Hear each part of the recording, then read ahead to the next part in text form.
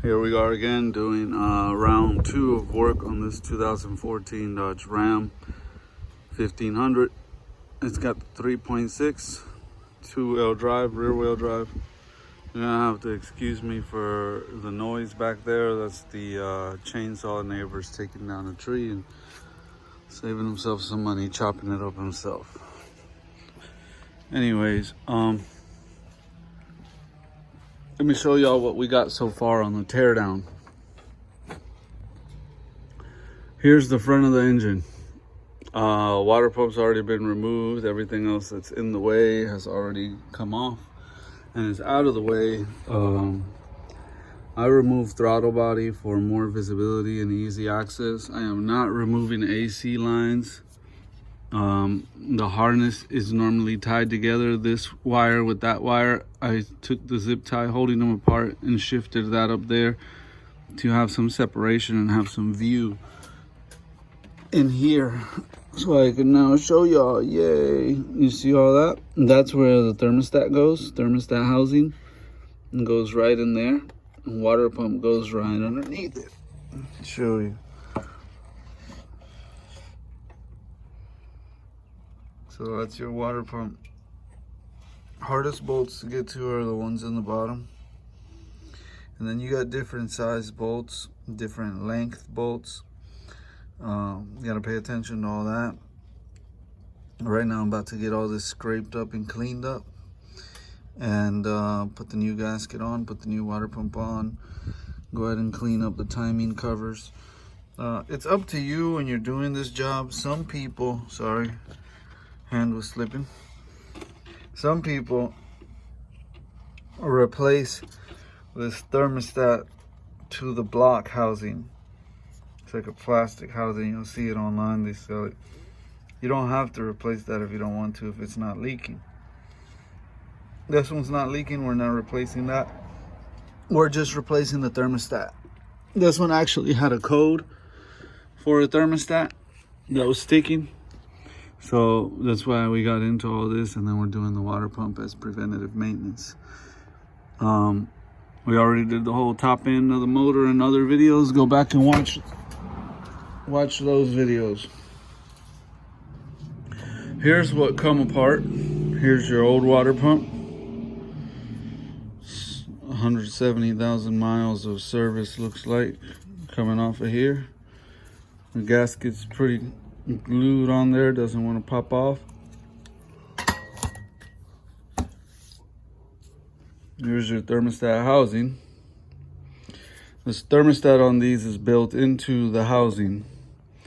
The original housing, I don't like how, well, I like that it's aluminum here, but they put an aluminum housing with a plastic bleeder fitting. If you're gonna make the housing aluminum, why not make the bleeder fitting aluminum? Plastic and aluminum don't seal too well between each other, and that's why he was getting some leaking from here under pressure. So yeah, I'll show you on the new thermostat. This is the serpentine belt tensioner, the original one. This is the idler. We'll be replacing those along with the belt. This is just a vacuum assist motor that has to come out to give yourself some room. And the throttle body, I went ahead and removed to clean the back of the throttle body. Got it all nice and clean. Here's your gasket for the water pump. And here's your new water pump. This is the position it goes in. Here's the bottom, and then this is the top. You got your two hoses coming in. You got your different size bolts. So the box that it comes in, what I do is trace out the box, put holes in it, and shove all the bolts in the holes to where they came out. That way I'm putting the bolts back in the same exact hole to where it was. On a lot of these little ones, it really doesn't matter. You'd say it doesn't matter, they're all, no, some of them are longer than others. As you can see on the back side, some are short, some are long, some are thick. So that way there's no wondering, oh, I think this bolt went there. Oh, I think that bolt went there. Take a second, put the new water pump on there, trace it out, poke your holes. I use the poker. Poke your holes and put that through. So it's missing a bolt hole here, and really what goes there is the idler bolt that goes there.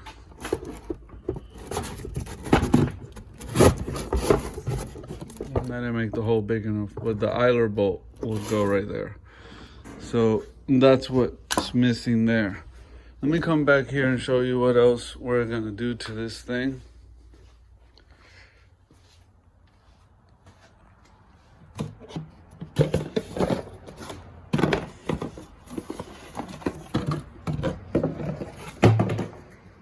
It's your brand new tensioner. That's getting ready to go on. I always check the torque on this before I install it, just to make sure, because you're buying stuff assembled in some warehouse somewhere, and you just want to have that peace of mind. So here's the idler pulley. We'll be replacing both of those. Here is your thermostat housing, and they make it plastic. Now you could say aluminum is stronger than plastic, but I like the way plastic and plastic seals, and aluminum and plastic doesn't seal too well. So they made the nipple plastic on the aluminum one, and that's what I don't like. I'd rather have a plastic on plastic than plastic on aluminum.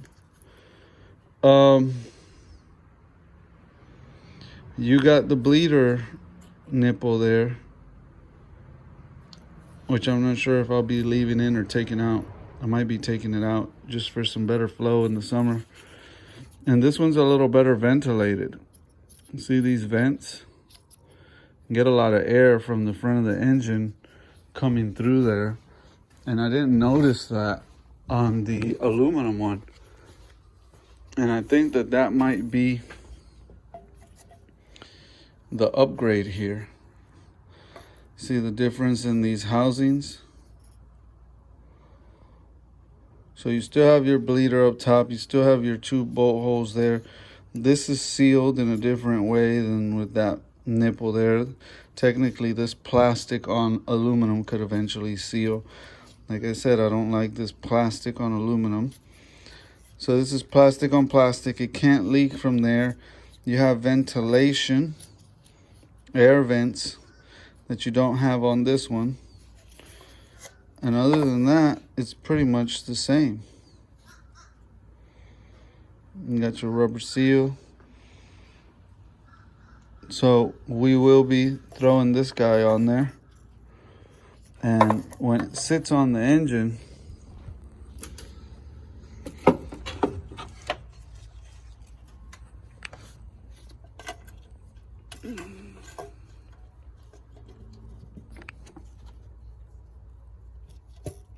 can't get it to stay without putting a screw in it, but it'll sit like so.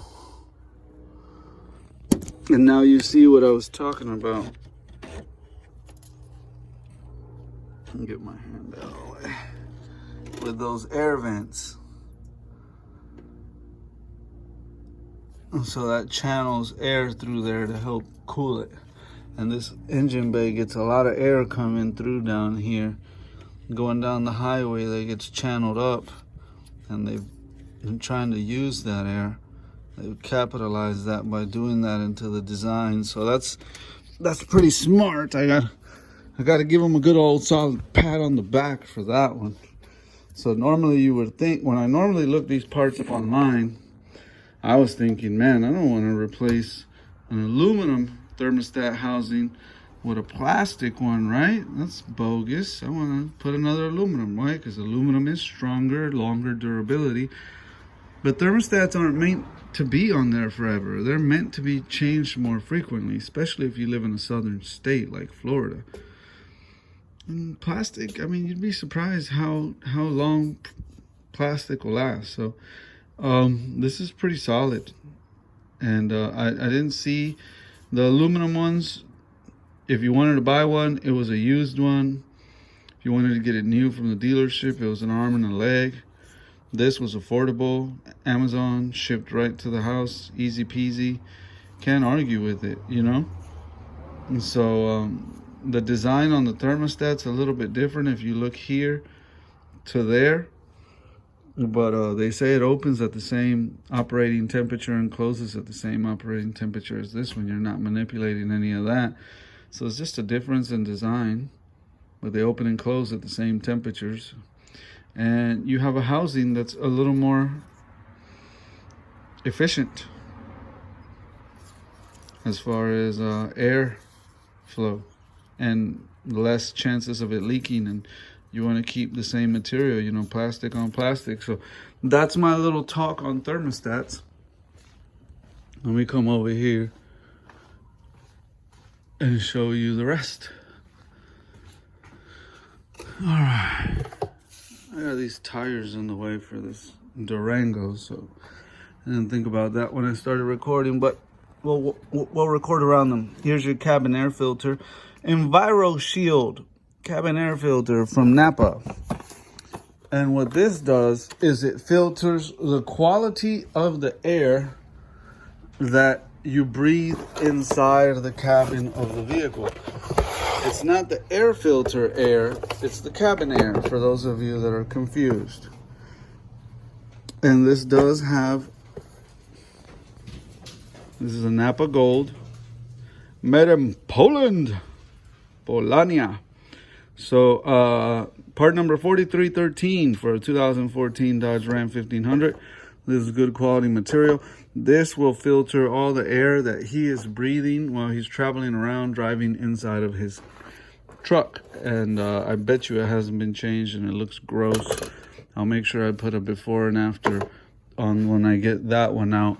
That's what I do last. That's the easy peasy job that I do as a celebration, like to say that I'm done, and only one little quick easy thing to do. Next thing we got here is the serpentine belt. Yay, serpentine belt. And again, this is also Napa quality. We'll move this out of the way over here. So we got the Power Series Micro V, part number 060660. Crosses over to 6PK1681. There you go. We had originally, as you see on the receipt here, got one serpentine belt. And then we had another, this item was purchased on the invoice, blah, blah. And then it went in and replaced, exchanged for the other item. So, the other belt was a tad bit too short. This is the next size up. So if you're having that problem with Napa and you got a belt from them and you were originally trying to use belt number 60658, 060658, and now it's a little too short, you go back and you ask them for 060660. See, it's next size up. It goes from 58 to 60. Then that should give you that little quarter of an inch or whatever, half an inch it is that you need to be able to get this to fit. So we got the belt there we'll be doing. And the next thing we're going to be looking at is the oil for the rear differential. And we're going with the Severe Gear 75 by 140. And we got 3 quarts of AMSOIL 75 by 140. And we got 1 quart of AMSOIL 75 by 190. And the car takes like 3 point something quarts, and instead of making him buy all 4 quarts, I already had a quart left over of 75 by 190 from another customer. So I just had him buy 3 to save him the cost of having to buy the 4th. And we'll use the 75 140, and then whatever the little point, whatever that we're short on, we'll top it off with the 75 by 90. And that'll do the rear differential, and that'll cover him as far as knowing that he has AMSOIL in his rear differential. Remember in earlier videos we did the transmission with AMSOIL, now we're doing the rear differential with oil, AMSOIL oil. And to finish off, we're doing the engine with AMSOIL. And we are using the Napa Gold filter. 1010 is the part number. Yes, we got 2 of them. These are cartridge filters. The reason why we got 2 of them is because we intend to run about 7,000 miles, swap just the filter and top off, and then go another 7,000 miles before we drain on this first run. After that, we'll run it straight through. So we got 2, 4, 6, 8 quarts because we went ahead and got some extra because we know we're going to want to top off. When we go to replace the filter and top off, we want that extra 1.5 to 2 quarts left over. I think it's like 6.5 or 7 quarts, somewhere around there. We'll find out. But yeah, this is the Signature series in case y'all aren't aware of AMSOIL's Signature series.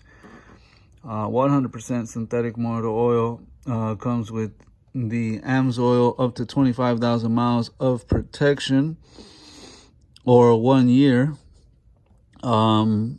Anyways, that is pretty solid warranty. They're standing by on their product. So this is the best oil you can put in this thing. We're gonna have AMSOIL in the engine. We're gonna have AMSOIL in the rear diff. We already got AMSOIL in the transmission. We're gonna do the pulleys.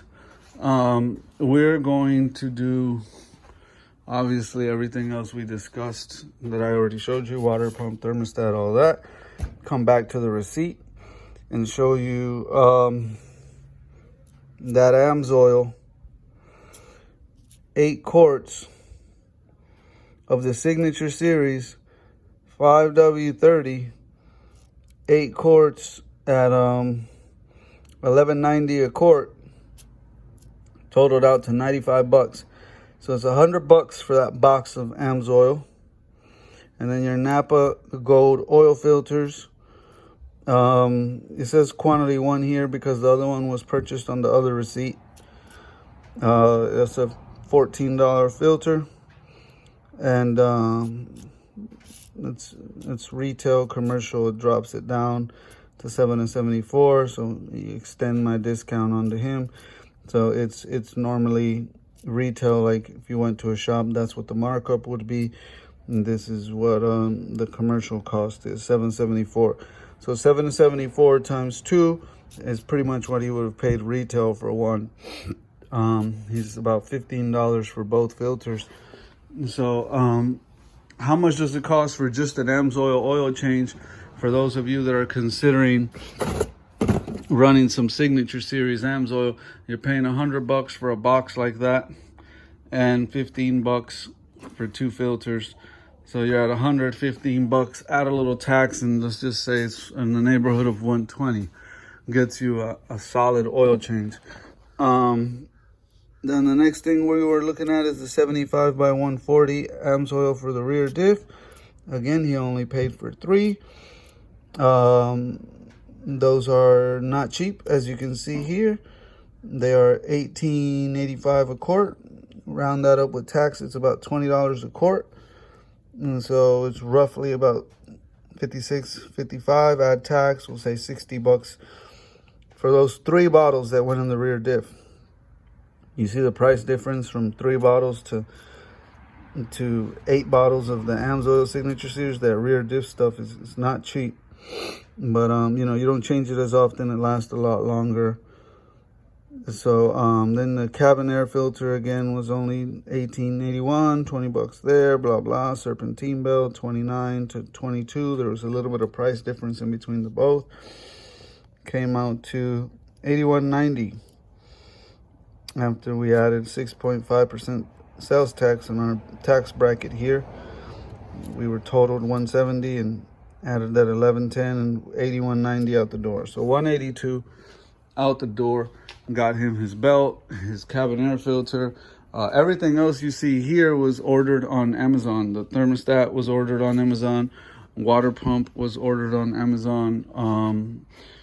Tensioner, idler, pulley, all that was ordered on Amazon to save money. So I forget exactly how much he spent total, but we had $200 here, and I'm thinking about another $200 on Amazon. So he's in the neighborhood of like $400, and that gets him everything that you see that's being done in the second wave: rear differential, pulleys, oil change, water pump, thermostat. It's gonna be a happy truck. So we're starting to come into warmer weather here, and it's really important to make sure you get yourself the cooling aspects of this done ahead of time, not wait for it to explode on the side of the highway and overheat and cost you head gasket failure and all other kind of mechanical breakdown issues. So I'm gonna let y'all go. I'm gonna tear that old glue off of that surface, clean all that surface up, and bolt this new water pump on, bolt this new thermostat on, put this whole thing together. The one thing I haven't discussed in the estimate, and I simply forgot to charge this guy for, was engine coolant to fill this up. So whether he likes it or not, I'm gonna hit him up for whatever the cost of the coolant is. I'm gonna call O'Reilly's, figure that out, and get him some coolant. We lost quite a bit of coolant. I usually look at the pan and see how much coolant is in the pan to decide how much I need to buy. So I think about one jug of coolant will do it. We're not replacing the entire cooling system. We are replacing what came out of the cooling system. What came out didn't look bad. It looked clean. It looked good. So we'll just top it off. We're just replacing. This is basic maintenance. This isn't a professional coolant flush. This is a thermostat, water pump, preventive maintenance kind of deal. Pulleys, belt, you get the idea. So we'll top off the coolant and get a gallon to do that with. Get this thing back to this guy today. My goal is to finish the engine first, and then do the rear differential, and then the cabin air filter will be the last thing before I go for a test drive again in it. Anyways, there'll be another follow-up video when it's done. Thanks for watching on this one. See y'all on the next one. Peace.